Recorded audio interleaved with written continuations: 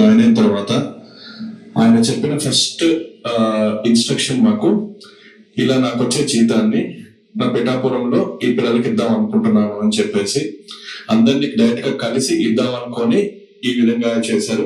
And sir యొక్క opinion ఏంటి అంటే, తనకు వచ్చే జీతాన్ని ఈ 42 మందికి ప్రతి నెల 5,000 రూపాయల చొప్పున డివైడ్ చేసి నీట్గా వచ్చి ఇచ్చే విధంగా, 1వ తారీఖు ఇప్పుడు పెన్షన్ గవర్నమెంట్ ఎలా అయితే ఇస్తుందో అదే విధంగా 1వ తారీఖు సార్ తనకు వచ్చే జీతాన్ని ప్రతి ఒక్క పిల్లవాడికి అమ్మాయికి 5,000 రూపాయలు డివైడ్ చేసి నీట్గా పంపిద్దామని చెప్పి డిసైడ్ చేశారు.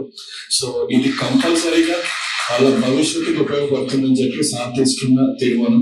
సార్ ఇట్లాంటి మోటివేషన్ లో మేమందరం బాగా అవడానికి మాకు చాలా సంతోషం వచ్చింది. ఎలాంటి ఒక క్రైటీరియా పెట్టుకొని, ఒక ప్రాతిపదిక పెట్టుకొని, ఏ కమ్యూనిటీ అలాంటి ఏమీ లేకుండా అందరికి సమానంగా చూసి, అందరికి మన దగ్గర ఎవరెవరైతే మనకు తెలుసు అంటే గవర్నమెంట్ వాళ్ళ దగ్గర తల్లిదండ్రులు కోల్పోయాలని తెలిసిన ప్రతి ఒక్కరిని కూడా పిలవడం జరిగింది. అది నెంబర్ ఎంత తక్కువ ఎక్కువ అనేది కూడా ఆలోచించకుండా పిలవడం జరిగింది. సో అందుకు నా వైపు నుంచి, జిల్లా అధికార యంత్రాంగం వైపు నుంచి I really thank you for doing this from bottom of your heart.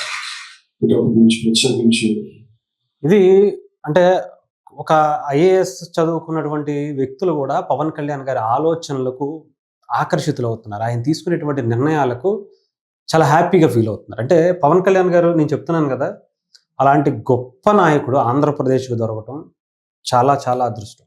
అంతేకాదు, నేను ఇందాక ఇప్పుడు కలెక్టర్ గారు మాట్లాడినప్పుడు కూడా, కాకినాడ జిల్లాకి సంబంధించినటువంటి కలెక్టర్ గారు ఒక విషయం చెప్పారు, మీరు అండర్లైన్ చేశారో లేదు. కొంతమందిని ఇలా ఐడెంటిఫై చేయండి, వాళ్ళ గురించి మనం వాళ్ళకి నెలకు వచ్చేటప్పటికి నా జీతం నుంచి ఇలా ఇలా ఇద్దాము, ఇలా ప్రతి నెల ఇచ్చేటట్టు ఏర్పాటు చేద్దాం అని అంటే, దాంట్లో కూడా ఎక్కడ కులం, మతం, ప్రాంతం ఇలా ఏమీ చూడకుండా ఎంతమంది ఉంటే ఇన్ని నెంబర్స్ అయినా, లేకపోతే 20 మందే చూద్దాం, 30 మందే చూద్దాం, లేదంటే 10 మందే చూద్దాం, ఇచ్చేం కదా అనే పేరుకి ఇచ్చేద్దాం అన్నది లేదు.